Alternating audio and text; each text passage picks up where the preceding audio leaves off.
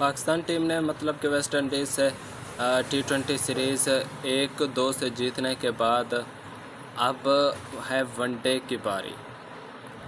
3 मैचों पर मुश्तमिल वनडे सीरीज़ का आगाज़ मतलब कि 8 अगस्त से शुरू होने वाला है।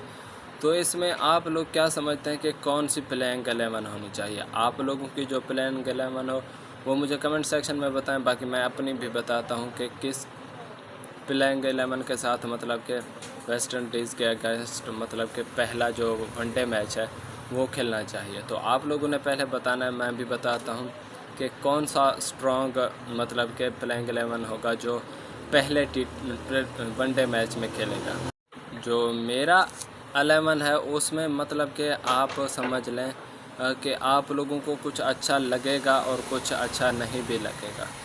जहाँ तक मुझे लगता है कि इसमें आप लोग वो क्या कहते हैं बाबर भी आ जाता है, रिजवान भी आ जाता है।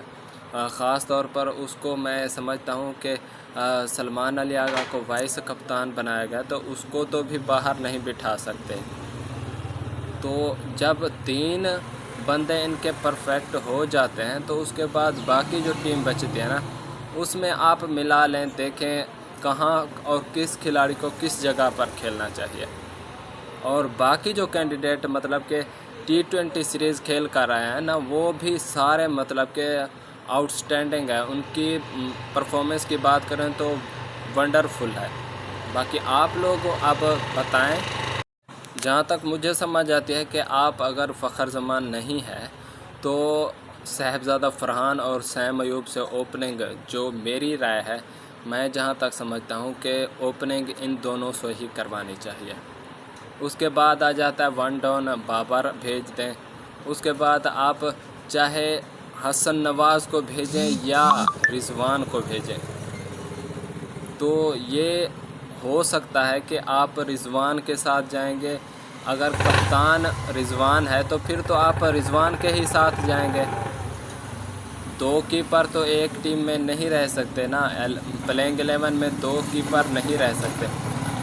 वो अगर साहिबज़ादा फरहान की बात करें तो वो भी कीपिंग कर लेता है, लेकिन यहाँ पर आपको अपनी बैटिंग स्ट्रॉन्ग करनी होगी।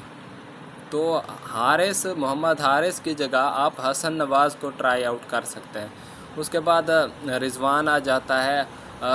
फिर सलमान अली आगा वाइस कैप्टन हो गए, वो खेलेंगे।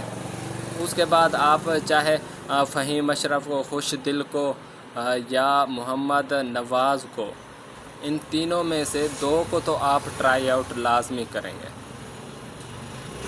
आप इनमें से 1 को बाहर बिठाएंगे और 2 को लाजमी खिलाएंगे। ख़ास तौर पर सुफियान मुकीम की मैं बात करूं, उसको वनडे सीरीज़ में आपने बाहर नहीं बिठाना। दूसरे आप इन वो क्या कहते हैं प्राइमरी जो फास्ट बॉलर हैं 2 आप वो इसमें डाल दें।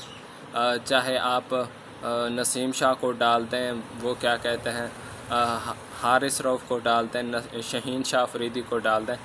बाकी मुझे जहाँ तक लगता है कि शहीन और हारिस, इन दोनों को मैं तो कहता हूँ कि ना डालें आप।